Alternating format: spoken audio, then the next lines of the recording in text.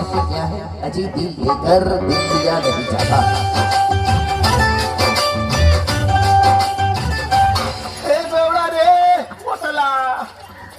साजन के देख लो साजन के साजन नहीं खानता देर से काम चला लो पैक बेटे।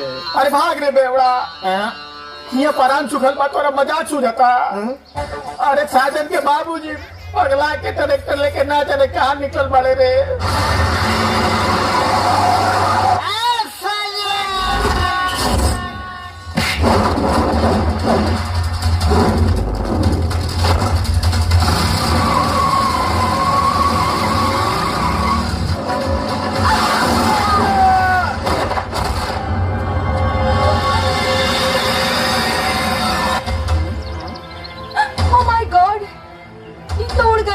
जल्दी भाग यहाँ से वरना जवानी जेल में जियान हो जाए। शट अप मीना, इंसान के हैवान के भाषा मत बोला। हम पाप पर ना पुण्य करे पर विश्वास करेंगे। जा देखा कहा भाई लोग के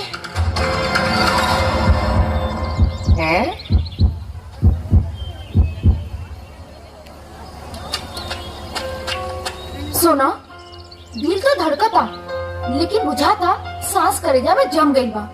तब फिर ठीक कैसे हुई? गरम सांस भरे के पड़ी तब फिर भरत नहीं को ये पुण्य के काम तोहरे के करे के पड़ी तभी तो पाप कटी।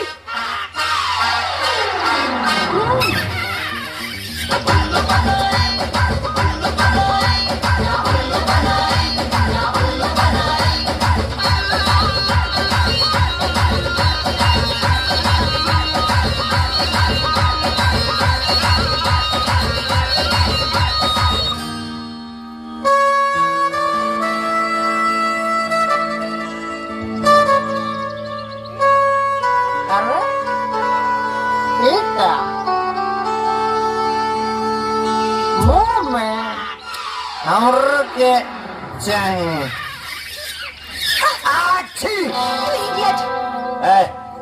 आज के बाद से दिमाग और आंख के ढक्कन खोल के रखिए न तो हम तो खाली चुम्मा लेके छोड़ देनी। अगर ये भाई लोग खानी कोनो देहाती लंठ बेटा गेल ना तो सीधे डाल दी जेल में। हाय मैडम सेक्सी हुस्न के टैक्सी माइंड योर लैंग्वेज। ठंडा जी तो हमारे घर में दे। लेकिन एक बात कही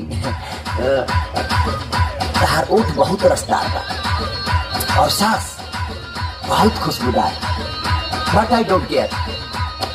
तू ही मत समझ ले कि हम तुहार दीवाना हो गए। नेवर। हाय हाय अरे का बोला है का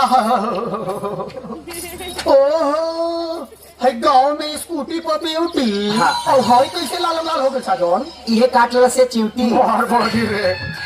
ए भारो औ गोदा इसका भारो कारो मैडम गाँव के लड़कन के अनपढ़ गधा समझत रहली अंग्रेजी दाल में भोजपुरी तड़का लगा के चल गई। मेरी बात सुना पुण्य कमाए के चक्कर में तो इज्जत के तो पंगी बच गई।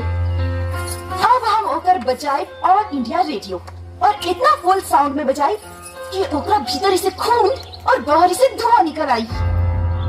हमरो के लगही सुतालिए आमा बेटा राउर पी के कारे पिया कर लगा के आगे लिखा भके चक्कर सुना न्यूज तो हो जाएगा फ्यूज। का बोल बा तार बाबूजी बुढ़ारी में खोज तर पाड़ी का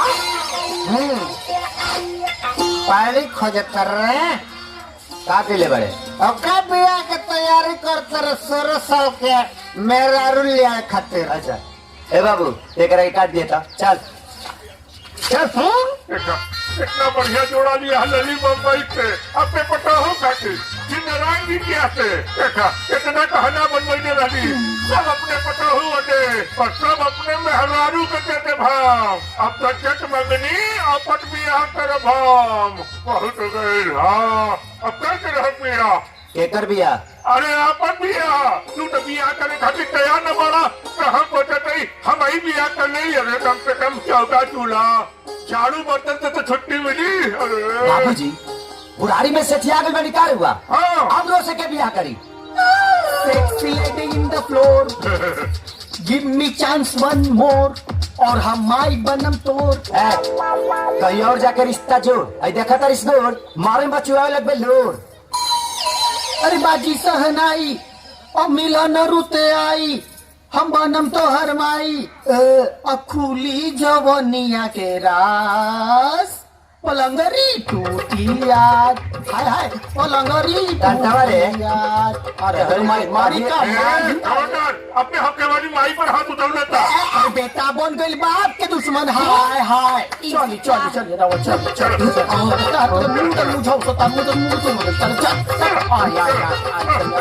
गोल लगे तनी बाबूजी। कुछ रहा बेटा। तू की हो? राहुल होखे वाली बहू। बहू सजा शादी करे पहला तू बहू कहा दिया? अरे शादी करे के बाद पूछा था। हाँ? दिमाग खड़ा हो फिर बात रहा। ए बेटा हमें लागत बा कि तू दोनों गलत घरे आ गए बाड़ू। साजन के घर ये नुहा हाँ ये हो का काम बा। फिर एकदम सही जगह पे आयल बानी। हैं? हमका बर्बाद होके से बचा ले बाबूजी। बिना शादी के ही राहुल बेटा हमरा से निकल रात भर सुहाग रात। बाबूजी केहू के मुंह दिखावे के लायक न बचनी। अब क्या करे हमरा से शादी। हम कर हम दहेज में पाउच में है ना तो हम कर चिड़े की जान जाए लेकर के खिलौना। सॉरी बोतल इज्जत लुटाए की वजह से दिमाग बोखला गयल बा। तू ही बोतला के जाने लू। हाँ काकी एकरा सामने साजन हमारे होठ में होठ फंसा के खूब लम्हा चुम्मा ले रहा और रात हमारी इज्जत ले लेलस।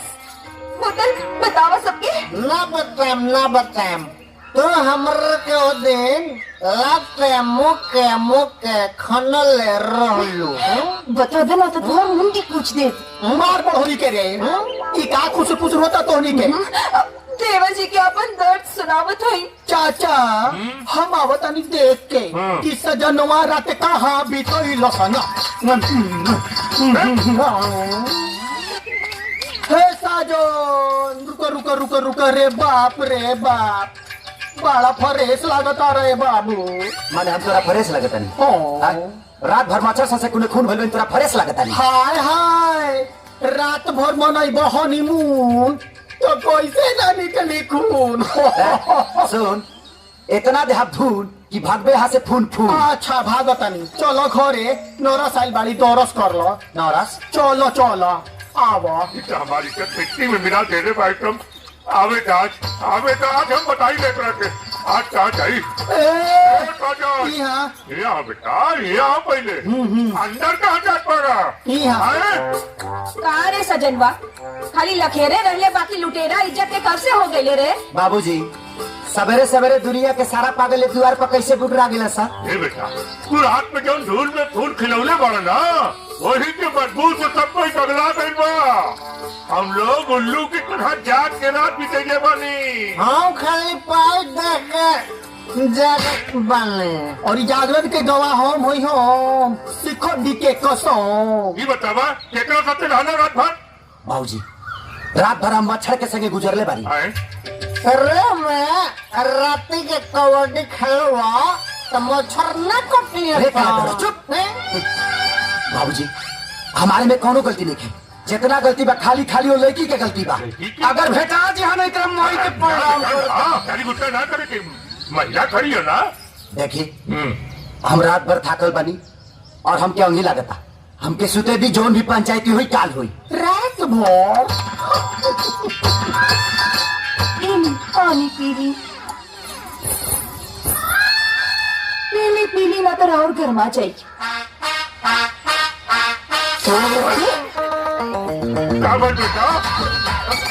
बाबूजी ये नमूने है जौना के चलते हम रात भर मच्छर से देख घुमरौले वाली। सॉरी बाबूजी गुस्सा में गलती हो गई। सुन ते लोग के उल्लू बना सकता नहीं हमारा के ना। और आइंदा हमारा घर में कदम रखे के भी कोशिश कैले ना तो हाथ टूट के बैठा दे। चल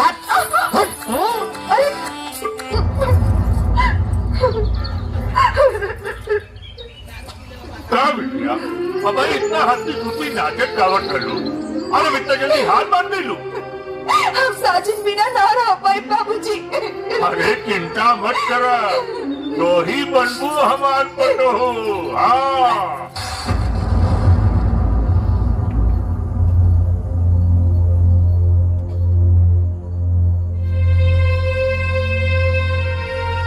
सॉरी साजन, तोहार प्यार पावे खातिर एक कुल ड्रामा करे के पड़ल। आई रियली लव यू साजन।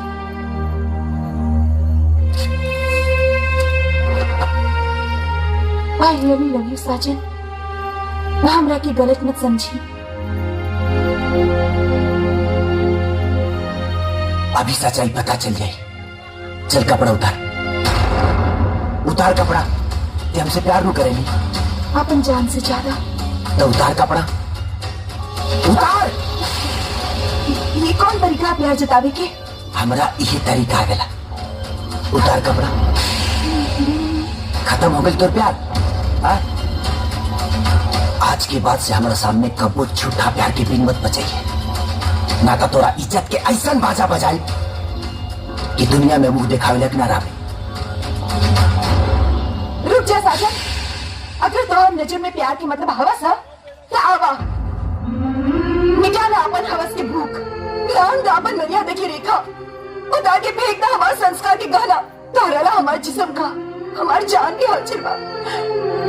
तोहर प्यार में हमरा के केहू उल्टा कही, हमो के गाली ना सम्मान समझो।